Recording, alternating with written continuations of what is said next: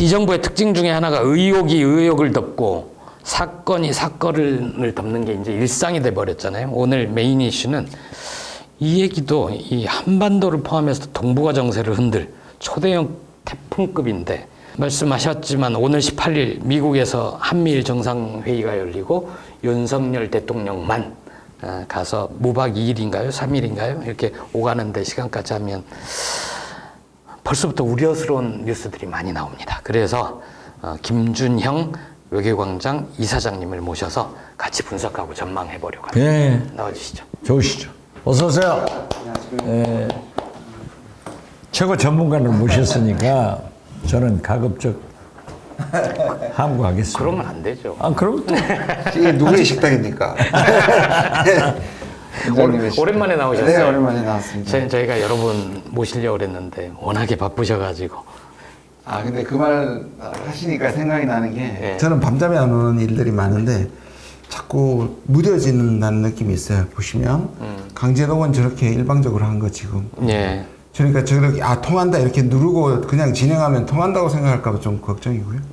도청 네. 이거 어떻게 뒤에 뒷수습을 한 건지 도청 안 하는 것을 조사를 도청 당하는 걸 조사를 한 건지 미국이 도청한 거. 예, 그걸 아무런 수습 없이 그럼 지금도 도청 받으면서 매일 중요한 회의를 한다는 거지. 이게 무뎌지는 게 너무 겁나고요. 네. 오늘 말씀하신 것처럼 이 한미일 이 동맹으로 가는 게 제가 작년 11월부터 기회가 닿을 때마다 이거 큰일이다. 말씀하신 그렇죠. 태풍급이다. 네.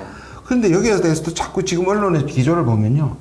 한미일이 그렇게 가는 게 긍정적인 것처럼 톤이 나와요. 저는 너무 걱정이 됩니다. 안보를 위해서 협력을 한다는데 뭐가 문제죠? 그러니까. 뭐 이런 식이잖아요. 네. 긍정적이 아니라 그러한 것을 평가하고 비판하는 사람을 가짜 뉴스, 그렇죠. 국익에 해치는 네. 이런 사람들로 하는 좌파. 거예요. 네. 좌파 아니에요? 예, 그렇습니다. 오늘 우리 그러면 셋이서 국익을 한번 해치는 좌파 동맹을 한번 해보죠. 먼저 몸풀기 질문 가벼운 것부터. 그러니까 한미일 정상들이 모이는데 보통 정상들이 모이면 회담이라고 하잖아요. 정상회담. 이번에는 왜 한미일 정상회의라고 하는 겁니까? 이게 이제 저희가 있는 거죠. 왜냐하면 회담이라고 하면은 전반적으로 그 자체 이벤트거든요. 회의는 회의체를 의미합니다. 그래서 우리가 동아시아 회의, UN 회의라 그러지 UN 회담이라 그러지 않겠어요. 네. 그러니까 뭔가 정례화되고 이것이 기구가 될 가능성을 지금 이미 그런 암시를 던진 겁니다. 이름에서부터. 이름 자체가 이미 공식적으로 언론들한테 부탁을 했습니다. 그냥 언론이 부르는 게 아니고 네. 정상회의로 불러달라라고 얘기를 했거든요. 네. 그럼 이건 앞으로 정례화된다는 뜻입니다. 그러니까 둘을 하면 정상회담이고 셋 이상이면 회의가 아니고요. 그건 아닙니다. 정례화의 방점이 네, 정례화의 찍혀 있는 방점이 거죠. 있습니다. 네. 이게 정례화를 넘어서 제도화가 되고 만약에 네. 쿼드라든지 오커스 있지 않습니까? 네. 호주, 영국, 미국처럼 이런 방식으로 가려는 게 미국의 뜻으로 보입니다. 파이브 아이스 많죠. 예, 그렇죠. 그 이제 한미일 그렇게 되면 이게 결국 나중에 동맹이라는 지점을 향해서 가는 예. 그런 아주 중요한 전환점이 되는 거죠. 우리 정부는 어제서야 그 대통령실에서 공식 발표를 했는데 그 전부터 외신 통해서는 얘기들이 좀 흘러나왔어요. 어떤 의제를 나누게 될 거다 뭐 얘기가 나오는데 미국 관리들 그리고 외신 통해서 조각조각 흘러나오는 소식들을 합쳐보면 이게 뭔가 엄청난 결정을 할 것 같은 그런 분위기를 풍기고 있잖아요. 어떻게 보세요? 지금 이 전체를 확 흔든 게 파이낸셜 타임스 네. 그였습니다. 거기에서 이제 뭐 한미일 안보 협력체뿐만 아니라 거기에서 포인트가 되는 게 뭐냐 하면 한일 각국이 외부로부터 공격을 받으면 한일 양국이 반드시 이 서로 협의할 의무를 가진다. 이 참 네. 말이 애매한데요.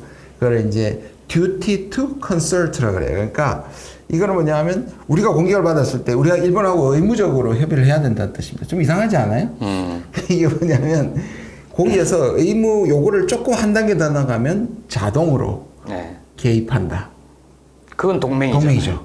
지금 한미 군사 동맹이 그거 바로 아니에요? 그거 동맹의 제일 그 기본이 이게 이 협의의 의무가 아니라 개입의 의무입니다. 네.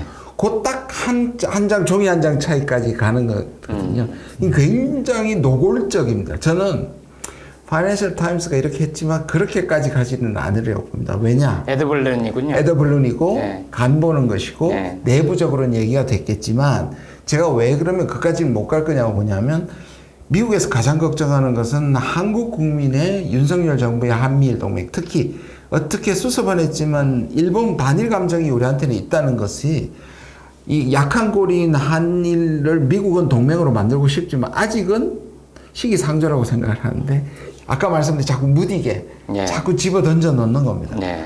보면 제가 어디서 그거를 좀 단초를 알 수 있냐 하면 이번에 나토 가가지고 작년에 갔다 오면서 안보실 1차장이 이렇게 얘기했습니다. 한국과 나토의 협력을 제도화시키겠다. 그러면 이게 이제 보통 말하는 이제 준동맹으로 가고 싶어 하는 거거든요. 왜냐하면 나토는 아시아로 동아시아로 진출하고 싶어 진출하고 하잖아요. 싶어 하고요. 예. 미국의 입장에서 보면 중국과 러시아를 붙였잖아요. 이걸 어떻게든 이간을 시켜야 되는데 이걸 붙여버렸잖아요. 그러면 미국이 가진 것은 이걸 이간질에 실패하면 어떻게 하느냐 하면 자기가 가지고 있는 유럽의 나토하고 아시아의 동맹을 연결시키는 겁니다. 그래서 작년과 올해 미국이 생각하는 똑똑한 똘똘한 추종국 네 국가 한국, 일본, 호주, 뉴질랜드를 데려갔단 말이에요. 작년에도 나토로 갔고 이번에도 그다음에 이번에 갔죠. 가서 회의까지 시켰어요. 네. 4국 회의를 따로 했습니다. 네. 그다음에 이게 이제 미국으로 봐서는 이 둘을 연결시키는 건데 그 직전에 무슨 일이 있었냐면 프랑스가 문제 제기를 했습니다. 문제 제기한 지점은 뭐냐면 일본의 사무실 일본에다가 네. 나토 사무실, 네. 연락 사무실을 내는 것에 대해서 안 된다고 얘기를 했거든요. 거기서 미국은 연결시키는 것도 위에서 이렇게 제도화를 시킨 다음에 이 내용을 채워가는 방법은 오히려 저항을 부르겠다. 네. 그러면 그래서 한 게 뭐냐면 실질적으로 한국하고는 나토하고 11개 부분에 네. 협약을 합니다. ITPP라 그럽니다. Individually Tailored Partnership Program, ITPP라고 그러는데요. 네. 그냥 얘기하면 사이버부터 이번에는 여러 가지 11부분에서 협력을 이렇게 하고 바텀업으로 나중에 제도화를 입히겠다는 겁니다. 우리하고는 11개, 일본하고 15개 네. 체결했습니다. 기둥들을 다 세운 뒤에 나중에 딱 지붕만 얹으면 제도화되는 그래서 거. 이번에 보면 세 가지더라고요. 예. 인공지능, 사이버, 경제안보. 그럼 뭐니까 똑같은 방법으로 한미일도 협의체라고 정도로 얘기할 것 같고요. 그다음에 실질적 분야들을 확대시키면서 나중에 제도화는 이게 익숙해질 때 올리지 않을까. 파이낸셜 타임스는 간본 것이다. 예. 그렇다고 해서 우리가 안심할 때가 아니다. 이렇게 얘기할 수 있습니다. 파이낸셜 타임즈에서는 듀티 투 컨설트 해서 준 동맹 정도로 합의할 가능성이 있다라고 띄워놓고 그에 못 미치는 수준의 합의를 하더라도 나중에 결국 그런 방향으로 가지 않겠느냐라는 걸 보여주는 걸 수도 있고. 예, 지금 숨기는 위장수를 쓰고 있다 저는 생각합니다. 그러면 좀 하나씩 짚어보려고 하는데 파이낸셜 타임즈 얘기는 해주셨고 자동 개입 직전에 한일 양국 누구 하나가 공격을 받으면 반드시 협의를 의무화한다. 요게 이제 가장 우려가 되는 대목이라는 거고 그 8월 10일인가요? 존 커비 백악관 국가안보회의 전략소통조정관 뭐라고 얘기했냐면 구체적인 의제는 얘기 안 하면서도 논의할 내용이 엄청나게 많고 역사적인 논의를 고대하고 있다. 이런 얘기를 했거든요. 이거는 무슨 얘기인가요? 일단 말씀하신 그 파이낸셜 타임에 대해서 쫙 한번 얘기해 보면요. 이 정도의 워딩이라는 것은 그냥 언론이 누구한테 듣지 않고 소설을 쓸 수 있는 수준이 아닙니다. 그렇잖아요. 매우 그렇죠. 구체적입니다. 네. 그리고 그것이 전문가들이 보면 이게 동맹 직전이라는 걸 알게 되니까 이거는 분명히 들었다고 우리가 말하는 누군가의 입에서 나온 겁니다. 네. 그러니까 아까 말한 건 그래서 던져준 거고요. 그냥 전망 기사가 아니라 누구한테 듣고 나서 분석 기사로. 분석 기사고 그런 의미에서 말씀하신 에더블루를 고의적으로 의도적으로 저는 던졌다고 생각하고 여기도 보면은 전체적으로 지금 이제 커비의 얘기도 그렇습니다. 많은 역사적 논의를 할 것이라고 얘기했고 다들 아시다시피 이게 출발점은 작년 11월이라고 제가 말씀을 드렸잖아요. 프놈펜에서 네. 그때도 한미일이 공동성명을 하는 것은 최초의 일입니다. 공동선언문을 채택하고 8개 합의사항을 발표한 게 처음입니다. 그 다음이 언제였냐 하면 이게 G7이었습니다. 근데 G7에서 미국의 정부에서 부도 사태가 나가지고 그냥 황급하게 미국으로 돌아가면서 초청을 했었잖아요 그때. 네. 원래는 G7에서 이걸 하려고 그랬습니다. 왜냐하면 G7에서는 사실 G7이 경제 체제임에도 불구하고 나토처럼 중국에 대한 공동 전선을 하려고 그때 막 분위기를 띄웠던 걸 기억하시죠? G7이 일본 히로시마에서 6월이었나요? 5월 말이었습니다. 5월 말. 예. 그때도 근데 미국하고 중국이 소위 말하는 디리스킹이란 말을 하면서 약간 네. 우호적인 분위기로 바뀌었고요. 그래서 원래 중국에 대항하는 것도 좀 약해지고 거기서 한미를 묶어가지고 하려던 것들을 뒤로 밀어서 아예 미국에 초청한다고 그때는 말했고 지금 8월 18일에 하는 게 1년에 지금 이 과정이 다 의도되고 있고 그 배후에는 미국의 큰 청사진이 있다는 겁니다. 그렇게 봤을 때 미국은 이렇게 얘기할 수 있는 거죠. 예. 제가 3월 6일 날 우리 강제동원 그 발표할 때 그날이 미국이 밤이거든요. 한국이 아침에 박진전 외교부 장관이 그걸 발표를 했는데 거의 실시간으로 대통령 환영 논평을 냈죠. 예, 네. 대통령도 국무장관도 네. 그리고 주한 미국 대사도 똑같이 다 내놓습니다. 그게 특히 국무장관 블링컨의 환영 성명의 뒤에는 이렇게 나와 있습니다. 오늘이 있기까지 국무부의 다른 동료들하고 이렇게까지 노력한 결과가 이것이다. 이거든. 근데 아니 한일 강제노동에 대한 해법이 왜 미국이 노력한 겁니까? 스스로가 이건 뭐냐면 한미일 뒤에 한미일 동맹으로 가는 것에 방해가 될 수 있는 이 강제 동원을 미국의 압박하에서 한국, 일본이 합의한 것으로 미국이 오히려 고백하고 있는 장면이거든요. 자백한 거네. 자, 제가 네. 아주 단순한 질문인데요. 지금 한미 군사 동맹은 만약에 우리 한국이 외침을 당했을 때는 미군이 자동 참전하게 돼 있잖아요. 네, 그렇습니다. 그런데 한미일 정상회의를 하면은 협의를 한다. 이렇게 되면은 일본 때문에 우리 동맹 관계는 더 약화되는 거 아니에요? 아, 그거는 이제 그 컨설팅 의무는 한일 간입니다. 글쎄. 한일 간으로 이제 낮아지는 건 아니고 미국하고 한미일 전체가 아니고 전체가 아니고 한일 관계. 그러니까 미국하고 맞추는 거죠. 미국은 자동 개입이잖아요. 네. 한일은 지금 아무것도 없는 거죠. 네. 미국으로만 연결이 되어 있는데 요 사이에 점선을 연결시킨다고 생각하죠. 실선이 아니라 점선을 연결시킨다고 생각하시면 됩니다. 그 다음에는 나중에 실선이 되겠죠. 그 존 커비 발언 이후에 일본에 있는 미국 대사, 주일 미국 대사 이메뉴얼인가요? 이마누엘. 예. 예, 이 양반이 요미우리 등 여러 언론과 인터뷰를 했는데 더 구체적인 얘기를 한 게 한미일 3국 연합 군사훈련 정례화. 매년 한미일이 군사훈련을 한다는 거예요. 거기에 대해서 우리 대통령실도 협의 중이라고 얘기를 했는데 정말 이렇게 가는 건가요? 이미 뭐 이제 이것도 정례화냐 그전이냐인데 우리 예. 작년에 대잠 훈련 독도 근처에서 한 게 예. 이 사상 최초로 삼국이 한 거지 않습니까? 근데 그 대잠 훈련이 독도라는 것만 너무 독도 근처라는 것만 부각이 됐는데요. 그때 대잠이라면 잠수함을 가상하고 할 거 아닙니까? 그렇죠. 뭐 북한이나 중국, 러시아 쪽에 잠수함이 이쪽에 들어왔다. 한미일이 어떻게 그걸 잡을 것인가? 뭐 이거죠. 제가 군사 전문가들한테 물어보니까 그게 했던 게 7,000톤급 이상입니다. 예. 그런데 북한이 최고 지금 하고 있고 두 척을 건조 중인 최대 크기가 3,000톤입니다. 그럼 뭘 의미할까요? 이거는 북한용이 아니네요. 아닌 거죠. 중국하고 러시아용입니다. 네. 그러니까 이거는 미국이 원하는 바이고요. 지금 나와 있는 대체적으로는 북한을 빌미로 하죠. 북한의 위협에 대한 빌미로 하지만 미국의 보관은 당연히 네. 한미를 묶어서 중국과 러시아를 한다는 것이고 이건 미국 입장에서는 굉장히 유리한 전략적 전개인데 그러니까. 문제는 우리죠. 우리가 중국하고 러시아의 반대편에 서서 적대 관계를 가지게 된다는 뜻입니다. 지리적으로 보면 우리가 최전방에 서는 거 아닌가요? 최전방이죠. 공격적인 입장에서 좋게 얘기하면 돌격대, 선봉대가 그것도 좋은 건 아니지만요. 네. 근데 저쪽에서 보면 우리가 이걸 나쁘게 생각하면 또는 극단적으로 생각하면 총알 바지가 되는 거예요.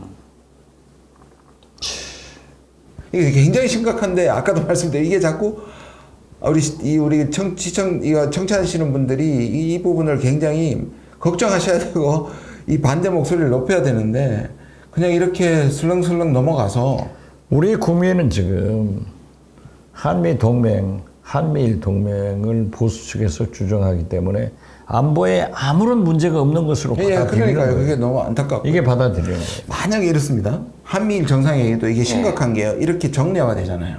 그럼 그 안에 묶여서 계속 미국의 전략이 압박이 될 거 아닙니까? 거기서 우리가 자율적인 목소리를 가지고 이 3자가 가겠습니까? 일본에 대해서도 지금 이미 기울어져 버렸는데 그러면 가가지고 계속 명령 받아오는 회의체가 될 텐데 자 정권을 바꿨다 칩시다. 그래서 진보 정부가 누가 서서 여기 참석 안 한다고 하는 게 얼마나 외교적 부담이 되겠습니까? 이미 국민들도 정례화가 되고 정리하고 회체가 이걸 돼버리면 한미동맹 깬다고 난리가 날 겁니다. 네. 그래서 이게 제도화되고 정례화되는 게 이게 보통 심각한 우리 안 하면 되지 나중에 아닙니다. 이렇게 우리가 늘 고민하는 게 이 정부가 망가뜨려 놓은 외교적 이 피해를 복구할 수 있느냐에 저는 그런 질문 많이 받거든요. 네. 일 다 망가뜨려 놓은 거 언제 복구할 수 있냐? 대표적으로 복구하기 힘든 게 이런 제도화입니다. 그뿐만 아니라 아까 말씀드린 게 군사 훈련을 같이 하려면 서로 명령어가 통해야 될 거 아니에요. 네. 컴퓨터에 다 일치돼야 됩니다. 지금 미국하고 일본하고 한국이 하고 있는 게 바로 이거거든요. 특히 미사일, 북한이 거기에 있으니까 네. 이 미사일에 대한 명령어라든지 훈련 체계라든지 작동 체계를 일치화시키는 겁니다. 그러면 원래는 각국이 갖고 있는 명령 있죠. 체계가 다른데 그거를 미국식으로 다 합쳐버린다는 거죠. 그렇죠. 우리는 KAMD라 그랬잖아요. 네. 한국형 미사일 방어라 그랬잖아요. 저도 그때도 이 문제를 제기했습니다. 이게 지금의 미국이 거의 지배하고 있는 전자권이나 이 소위 말하는 정보력에 우리가 의존하고 있는데 KAMD가 독립적으로 작동할 수 없을 수도 있다. 오히려 이걸 미국이 한국형이라고 해놓고 결국 나중에 미국 지역 방향하고 싹 연결시키는 거는 그냥 단추 하나만 누를 수 있게 만들 수도 있다라는 MD 체제에 편입되는 거 아니에요? 그러니까 우려를 제기를 했는데요. 그때부터 미국에서도 한미를 묶는 것은 이 MD부터 시작해야 된다고 꾸준히 나왔고요. 그 MD에 가기 전에 두 가지 예비 동작으로 지소미아가 나오고요. 두 번째가 악사라고 ACSA라 그래서 군수품 지원 협정입니다. 이렇게 되면 군수품부터 정보, 네. 작동 법칙까지 한미일이 같이 가는 겁니다. 그러면서 말씀하신 우린 제일 앞에 있습니다. 그건 어떻게 됩니까? 한미일이 그렇게 군사훈련을 매년 해마다 그 한미 훈련을 실시하는 것처럼 한미일이 훈련을 매년 실시하게 되면 그러면은 여기 대상이 되는 국가들이 가만히 보고 있지 않을 거잖아. 북중러가 연합훈련을 한다든가 북한의 무기 현대화를 중국과 러시아가 지원을 한다든가 그럴 가능성도 있지 않나요? 있죠. 저는 충분히 있다고 생각하고요. 우리가 보통은 한미일 북중러라 그래서 마치 그러니까 똑같습니다. 한미일 그러면 뭔가 3자가 되게 평등하게 보이는데 절대 아니고요. 그렇죠. 우리가 어떻게 하면 좀 자조적이긴 하지만 심각하게 말하면 큰 보스는 미국이고 중간 보스는 일본이고 우리는 행동대장이 되는 건데요. 삼각형이 아니고 일직선이. 그래 일직선인 거죠. 네. 그다음에 지리적으로 이 동맹이 됐을 때 우리가 제일 앞에 나서는 건 누가 상식적으로 생각해도 우리가 총알바지가 되는 거고요. 예. 또 말씀하신 것처럼 마치 북중러 한미일이 뭔가 맞서고 있는 것처럼 보이는데 이것도 착시고 이것도 프레임입니다. 왜냐? 미국이 몰아붙이기 전까지 중국과 러시아는 결코 협력 수준이 별로 없었습니다. 예. 지금처럼 밀어붙이니까 중국과 합치게 거고요. 이렇게 북한을 밀어붙이면 북중러가 합치게 되는 겁니다. 그러니까 지금까지 북한이 중국과 연합 군사훈련을 한다든가 러시아랑 연합 군사훈련을 절대로 한다든가 안 했죠. 그게 없었잖아요.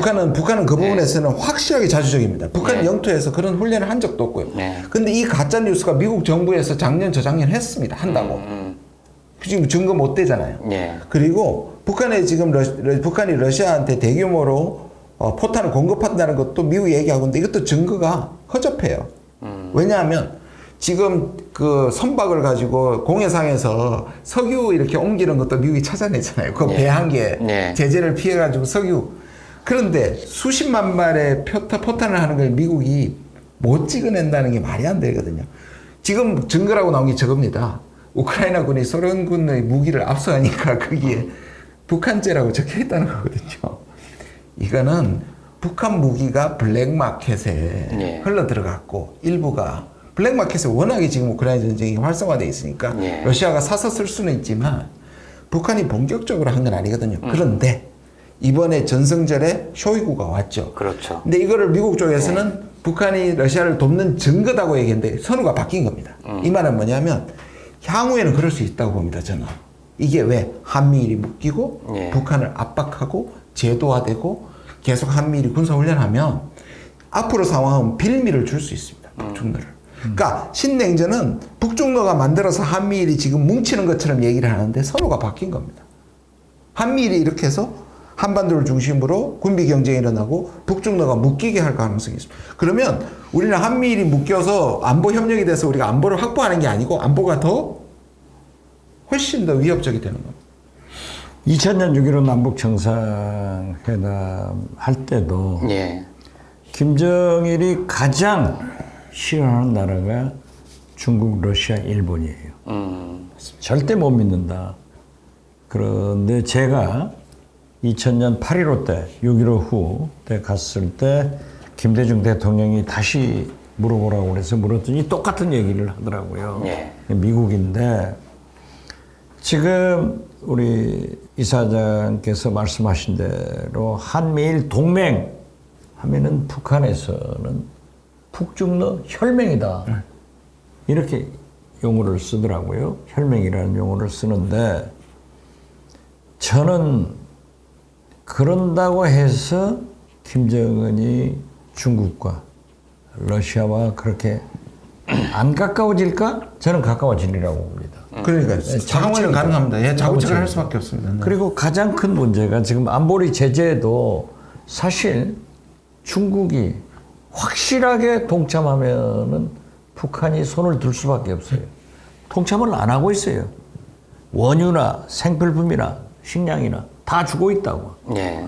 그래. 처음에는 동참했었죠. 중국이. 형식적이죠. 예. 그렇잖아요? 저는 그렇게 봐요. 네. 그게 이제 밀수를 가장해서 다 들어오는 건데 지금 쇼이구 이번 전승열 예. 기념일에 와서 이렇게 얘기를 했으면 저는요 어쩐지 푸틴에게 김정은이 무슨 약속을 했을 거고 푸틴이 만약 노태우 대통령 때 불곰 작전에 우리를 지원해서 우리 재래식 무기가 북한보다 훨씬 앞섰거든요. 예. 그런데 이번에는 2% 부족한 인공위성, ICBM, 핵, 미사일 기술을 푸틴이 북한에 지원했을 때 세계적 재앙이 되고 가장 큰 재앙은 우리 한국과 일본과 미국이다. 그렇게 보는데 그건 어떻게 보세요? 아, 지금 말씀하신 것처럼 저는 그럴 가능성을 누가 키우느냐 하면 우리가 지금 키우고 있는 거잖아요. 그렇죠. 그러니까 저는 제가 말씀드리는 게 지금까지는 미국이 저렇게 자기들의 한미를 묶는 데 대한 정당화를 위해서 북한이 이미 북중로가 하고 있는 것처럼 얘기하지만 이 순서라는 게 굉장히 중요하거든요. 우리가 독립변수입니다. 그래서 북한을 관리하고 말씀하신 것처럼 북한이 과거에 주체성을 가지고 중국과 러시아와 적어도 훈련을 하지 않는 상태를 우리가 하도록 만들어주는 셈이 되는 겁니다. 정확하게는 우리가 아니고 미국이 그렇게 하고 있고 우리는 아무 생각 없이 쫓아가고 있는 거 아니에요? 거죠. 맞습니다. 예. 좀 걱정입니다. 아니 미국이 한다 하더라도 윤석열 대통령이 하는 거예요. 그렇죠. 그 어려운 6.25 때도 일본 자위대가 참전한다 예. 하니까 이승만 대통령은 38선의 총구를 전부 일본으로 향해라 하고 배척해버렸잖아요. 예. 그러면서도 이승만 대통령은 한미 군사동맹을 체결해가지고 만약 우리 한반도에 적군의 침략이 있을 때는 미국이 자동적으로 참전한다. 이게 6.25 때 실제로 나타났지 않습니까? 네. 그러니까 저는 미국도 문제가 되겠지만은 윤석열 대통령의 철학 없는 이런 외교가 불씨를 가져오고 있다. 오히려 북중러가 강하게 나왔을 때 우리 한반도는 어떻게 될까? 이게 걱정할 때가 됐다. 저는 그렇게 봐요. 이제 저는 이게 아직 안 늦었다고 생각하고 이 정부가 각성해야 되는 부분이 뭐냐면 저는 푸틴이 경고를 했잖아요.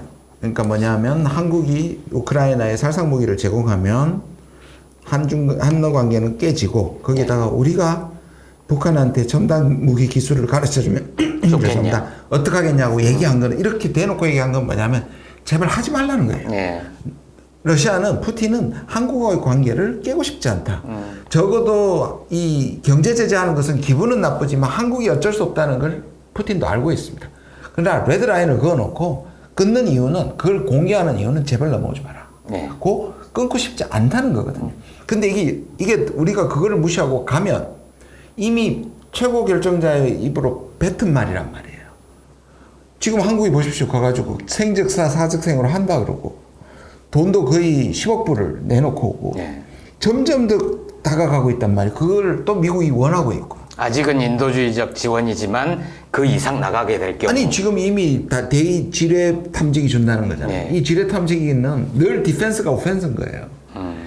그게 경계선을 또 슬쩍 넘어버리면 그것도 군수품인데 이게 단순히 헬멧하고 군복만 주는 일본하고는 다른 거예요. 네. 이것도 무기의 일종이잖아요. 그렇게 가게 되면 그리고 이 지뢰 뽑대서 지뢰를 무력화시키는 데는 이 폭파 장치를 쓰기도 한단 네. 말이에요.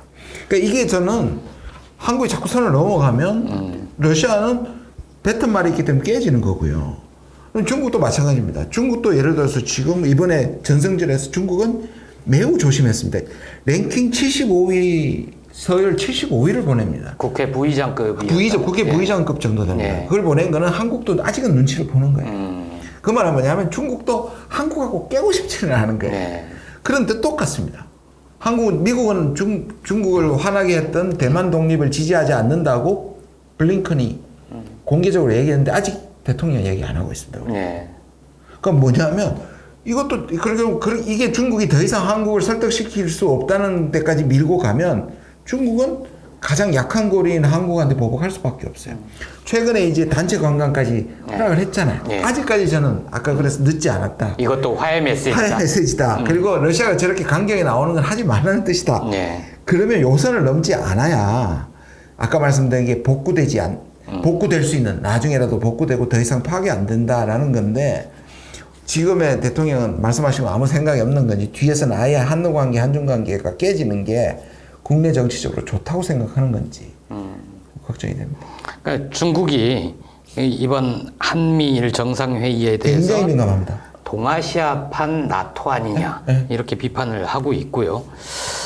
근데 이제 이게 성명에는 아마 한미일 정상이 지역 안보를 위한 협력에 합의했다. 이 정도 느슨한 표현으로 담을지 몰라도 매년 연합군사훈련을 실시하고 그러면은 결국 우리 영토나 영해에서 일본군과 훈련을 같이 하게 되고 그러다 보면 한반도에 유사시 뭐 어떤 일이 생기면 한반도 문제에 일본이 군사적으로 개입할 가능성도 커지는 거 아닌가요? 그렇죠.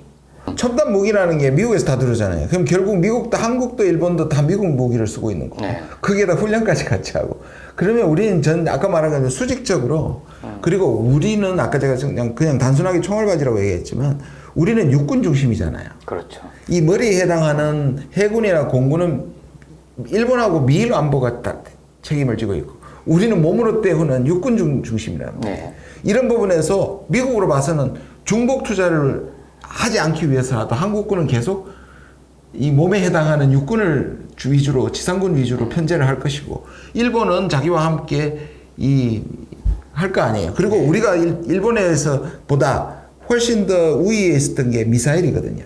일본은 미사일이 공격용 무기이기 때문에 자위대에서는 미사일 전력이 약합니다. 그래서 일본은 북한이 쏠 때마다 저렇게 경기를 일으키는 이유가 이 미사일 전력이거든요. 근데 그게 지난 12월에 안보법 개정하면서 네. 일본은 이제 극초음속부터 모든 미사일을 다 갖추게 됩니다. 4년 안에. 그럼 우리가 일본에 대해서 우위를 할 게 하나도 없어집니다. 그 일본이 한반도 문제에 개입할 가능성도 있고 거꾸로 자동 개입에 준하는 수준으로 가게 되면 한국이 이제 일본과 미국의 이해를 위해서 바깥으로 나갈 수 나갈 있는 수 거죠. 있죠. 그게 이제 소위 말하는 전략동맹이죠. 이명박부터 시작해서 지금도 얘기되고 있는 글로벌 포괄적 전략동맹이라는 게 뭐냐면 이제 이명박 때 얘기하면서 이렇게 얘기했어요. 지금까지는 미국한테 우리가 일방적으로 도움을 받았지만 이제는 미국의 전략에 세계 전략에 참여해서 우리가 간다. 이 말은 듣기 좋게 우리가 업그레이드된 것 같은데 지금의 한미 관계에서 그거는 용병이 되는 겁니다.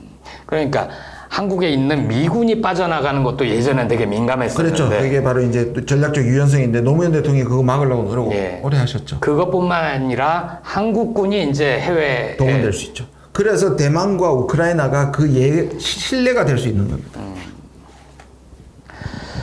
정말 이 한미일 정상회의는 나중에 성명을 내건 아니면 뭐 언론 브리핑을 하건 문장 하나하나 꼼꼼히 봐야 되겠네요. 그렇습니다. 그리고 저는 예측에 실제적으로는 많은 얘기를 할 것 같은데 지금의 미중 분위기나 이런 전체 분위기에서 모두를 자극시킬 정도로 어마어마한 아까 말씀하신 적어도 이 말 속에는 네. 한미 그 파이낸셜 타임스가 얘기하는 정도로 가는 거는 만약에 그렇게 간다면 그건 엄청난 오만이라고 저는 생각하기 때문에 오히려 표현은 네. 조금 다소 약할 수 있는데 실제적인 것들을 많이 할 것 같다는 생각이 좀 듭니다. 저는 그런 생각이 들어요. 미국은 그동안 한미 훈련을 했고 한일 훈련을 했고 따로 훈련을 했는데 그거 합쳐서 해서 돈도 아끼고 시간도 아끼고 그리고 일본에 맡길 수도 있고 예, 아시아 방위는 일본, 한국을 중국, 러시아를 견제하는 데 써먹을 수 있고 일본은 또 하나 이번 이슈에 포함될지 모르겠지만 후쿠시마 오염수 방류 네. 이 문제를 의제화하려고 하다가 잘 안 되는 모양이에요. 그래서 뭐 미일, 한일 회담에서 따로 더 논의를 할지 모르겠는데 그런 이해관계가 있고 이번 한미일 정상회의에 한국의 이해를 대변하는 의제는 뭐가 있죠? 우리는 뭘 얻을 수 있는 거죠? 우리는 미국하고 일본한테는 얻을 생각이 없죠. 지금까지 한번 뭐 지난 1년 6개월을 들으면 우리가 미국에 133조를 투자했는데 받아온 게 뭐가 있습니까? 없죠. 일본한테 우리 강제 동원하고 다 줬는데 받아온 게 뭐가 있습니까? 그러니까 이 세계관 자체가 제가 그래서 늘 말씀드리는 게 이 지금 윤 정부는 외교를 하는 게 아니라 전쟁을 하고 있다. 그러니까 전쟁을 하니까 같은 편이라고 생각하는 데는 무조건적으로 다 들어주고 있고 적이라고 생각하는 것은 무조건 지금 적대적으로 나가는 거잖아요. 참 일관성은 있는 분 같아요. 네? 국내 정치 편가르기 하듯이 외교도 딱 편갈라서 정확하게 보셨어요. 저는 세계관 자체가 국내 정치의 이 좌파 척결 그리고 국외적으로는 러시아, 북한, 중국이라는 악마 제거 이게 네오콘 미국의 네오콘들의 그다음에 일본의 극우들의 세계관이거든요. 이걸 그대로 장착한 것 같습니다. 세계를 흑백, 적과 아군으로만 나온 거고 지금 전쟁을 하고 있는 겁니다. 우리가 개방형 통상국가로 수십 년 동안 어마어마한 발전을 이뤘는데 이 외교력을 사용하지 않고 정말 전 세계가 우리나라 사람들을 좋아할 정도로 소프트 파워가 급성장했는데 갑자기 전쟁을 하다니요. 저는 이분이 생각하고 이 정부가 생각하는 게 50년 전의 냉전 같아요. 실장님 이렇게 한반도 운명을 뒤흔들 수 있는 엄청난 일이 벌어지고 있는데 우리 국회는 민주당은 우리 시민사회는 이거 어떻게 막을 수 있습니까? 그냥 보고만 있어야 됩니까? 윤석열 대통령이 정치는 검찰 수사하듯 네. 검찰 수사는 정치하듯 하는 거예요. 그리고 이분이 자기의 잘못을 절대 인정하지도 않고 사과하지도 않고 그대로 밀고 간다고요. 왜? 검찰은 잘못했다 하면은 재판장이 기소한 피고인에 대해서 무죄를 주거든. 그러는데 이렇게 강하게 밀고 붙이는데 네. 야당인들 진짜 어떤 방법이 없는 것 같아요. 그래서 저는 늘 그냥 세월의 약이다. 응? 아니 우리가 박정희 전두환 때도 살았는데 네. 저항하면서 가자. 방법이 있어요. 네, 아까 이사장님 말씀이 이게 한번 회의체 어떤 조직으로 딱 구성이 돼버리면 다음에 어떤 정부가 들어서서라도 그걸 바꾸기 무지 힘들 거라는 거잖아요. 그거야 뭐 안 바꿀 수 없는 거 아니에요? 그렇기 때문에 저는 외교는 국익인데 네. 국가이익인데 지금 윤석열 대통령은 미국 대통령, 일본 총리 역할을 하지 대한민국 대통령 역할을 안 하시는 거예요. 일본 총리면 다행입니다. 제가 보기엔 일본 국선 변호사 같아요. 국선 변호사. 일본을 걸 모든 것들을 여기서 변호해주는. 그래서 저는 이번 한미일 정상회담에서 마지막으로 한번 기대를 걸어보는 게 네. 후쿠시마 오염수 방류를 바이든 대통령에게도 설득하고 예. 기시다 총리에게 최소한 한국의 전문가들이 과학적 검증이 끝날 때까지 방류를 연기해라. 그리고 불연이면은 고체화라도 해서 보관을 해야지 방류하지 마라. 이것만은 좀 얻어가지고 왔으면 좋겠어요.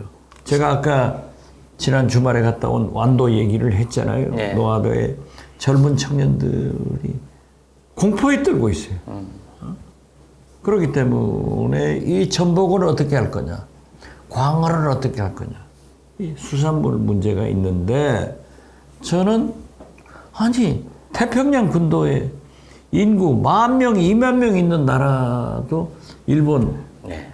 외상한테 하지 마라 이렇게 하는데 무엇이 두려워서 윤석열 대통령이 후쿠시마 어부도 환경단체도 일본 국민도 반대하는데 지구상에서 유일하게 내놓고 찬성은 윤석열 대통령이 하느냐. 그래서 저는 이순신 장군이 전하 저에게는 12척의 배가 있습니다 하듯이 대한민국 국민 여러분 8월 18일 제가 하고 오겠습니다. 그래서 저는 윤석열 대통령이 마지막 이거 하나라도 관철을 해서 제발 대한민국 대통령으로 돌아오셔야지 일본 총리하고 돌아오시지 마라. 그걸 말씀드리고 싶어요. 기대하세요, 진심으로. 기대 안 해요. 정말 꿈 같은 얘기입니다. 아니 너무 상식적이고 너무 합리적인 말씀인데 이 정부가 할 걸 생각하니까 이게 코미디 같습니다. 그러니까 그 정도로 말씀하신 것처럼 전혀 저는요 우리가 그거 아세요? 전 세계에서 수산물 소비가 세계 1위입니다. 1위죠. 예. 1위입니다. 우리가 가장 많이 이 피해를 받고 워낙에 해산물을 좋아하니까요. 근데 지금 저는 이 우리의 반대 때문에 안 하는 게 아니고요. 저는 오히려 우리는 찬성할 준비가 돼 있는 거고요. 문제는 그래서 기시다와 바이든이 합의를 하면 그냥 우리는 마지못해서 이번에 오히려 저는 대통령의 생각이 이번에 빨리 이거 짚고 넘어갔으면 좋겠다. 그러니까 이 회의에서 다 하라고 허락하고 우리는 마지못해서 끌려가가지고 이 문제가 일단락 됐으면 좋겠다고 생각해서 그런 게 추진되거나 얘기돼도 단 한마디에 반대되는 부정적인 얘기는 저는 안 할 거라고 봅니다. 반대로. 이걸 반대하면 또 가짜 뉴스로 난리가 아니에요. 그러니까 본인이 이제 가짜 뉴스를 못 만들겠죠. 예, 빨리 끝내서 총선하고 거리를 두는 게 오히려 더 낫다. 네, 그렇게 생각할 거라고 봅니다. 그렇지만은 절대 이건 용서가 안 됩니다. 맞습니다. 맞습니다. 먹고 사는 문제 아니에요. 먹는 문제 아니에요. 식품 아니에요.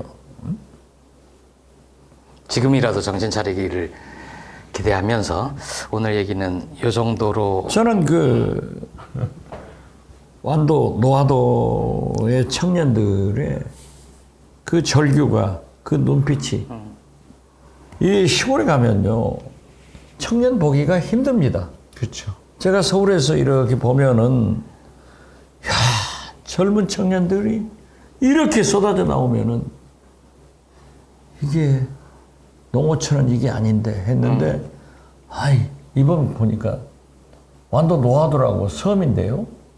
거기에 그렇게 청년들이 있더라고요. 웬 청년이냐? 예. 그랬더니 전복, 양식에서 귀하다. 이런 사람들이 지금 빚더미에 올라서서 폐업을 하고 어떻게 할 거냐 이거 하고 있는데 이런 대통령께서 우리가 먹는 것을 오염수 먹으라고 하면 안 되죠. 그래서 저는 이번에 꼭 그것 좀 해가지고 오시면은 안보 전문가이신 우리 김진영 이사장님 뭐라 하더라도 나는 이것만은 하나 해왔으면 좋겠어요. 우리 어떻게 이제 생각하세요? 이사장님 보내드릴 시간인데 뭐 혹시 더 강조하시거나. 제가 이제 좀 암울한 말씀을 네. 드렸는데 조금 희망적인 것도 분명히 존재하는데 네. 아까 말씀드린 것처럼 러시아와 중국이 한국이 친미적일 수밖에 없다는 거는 염두에 두고 그럼에도 불구하고 그래서 이걸 쉽사리 깨지 않을 거라고 보고 네. 과거에는 한국이라면 하나로 해석을 했어요. 특히 중국과 러시아는 이런 국가들은 한국을 한 단이다라고 생각했는데 나눠서 보기 시작한다는 게 제가 들립니다. 무슨 말씀이냐면 한국의 정부는 천년 만년 갈 수 없다. 5년에 한 번씩 바뀐다는 것도 인지하고 있고요. 이 정부의 대러 정책과 대중국 정책이 국민들의 지지를 얻고 있지 못한다. 대다수의 지지를 얻고 있지 못한다는 걸 판단하고 있습니다. 예. 그건 뭘 의미하느냐? 여기서 망쳐도 웬만하면 중국과 러시아는 기다려줄 마음이 있는 겁니다. 저는 그래서 이번에 단체 관광도 중국이 굉장히 기분 나쁜 상태에서 오히려 이렇게 우호적 조치를 한 거거든요. 그렇게 보면 저는 반대로 시민들이 이 정부의 이런 정책, 오염수부터 시작해서 한미를 반대한다는 목소리를 더 크게 요소마다 저를 포함해서 우리 원장님 포함해서 이런 얘기를 하면 이게 중국, 러시아가 다 듣고 있습니다. 중국 대사관하고 러시아 대사관 앞에 가서 얘기할 필요는 없어요. 아니 단체 관광 풀어준 거 있잖아요. 제가 국정원장 할 때부터 중국 정부에 계속 요구한 거예요. 민주주의는 국민이 정하는 거다. 그런데 지난 4월 22일 싱하이밍 대사하고 저하고 저녁을 먹는데 윤석열 정부하고는 절대 안 한다는 거예요. 그래서 그건 정부하고 안 하는 것은 문제가 있지만은 민주주의는 국민으로부터 나온다. 그렇기 때문에 우리 국민도 중국을 제일 싫어한다. 이 민심을 달래기 위해서도 지구상에 유의하게 BTS 공연, 드라마, 영화가 상영되지 못하는데 이걸 풀고 단체 관광을 풀어라. 했더니 그때 좋은 결과가 있을 거라고 하더라니까요. 그런데 지금 보니까 풀었는데 잘한 거 아니에요? 네? 그런데 그 국민의힘 어떤 사람은 그랬대요. 이게 윤석열 대중여교의 승리라고. 이 사람들 이렇게 생각합니다. 우리가 강하게 나가야 중국하고 러시아가 무릎을 꿇는다. 이게 말이에요. 그건 아니죠. 그렇게 생각합니다. 저는 이제 우리가 더 잘해서 아이돌 공연, 드라마, 같이. 영화가 상영될 수 있대. 그렇게 끌고 가야 돼요. 관계 회복 틈이 열렸으니 그렇죠. 이 틈을 좀 우리 벌리고. 국민이라도 해야 돼요. 알겠습니다. 오늘 얘기는 여기서 마치고요. 이사장님 보내드리겠습니다. 우리 끝나고 나서 다시 한번 얘기하시죠. 네, 고맙습니다. 자주 나오세요. 열심히 나오겠습니다. 뭐가 그렇게 바빠요? 아닙니다. 사실 딱 한 번 부른 거 거절했을 뿐입니다.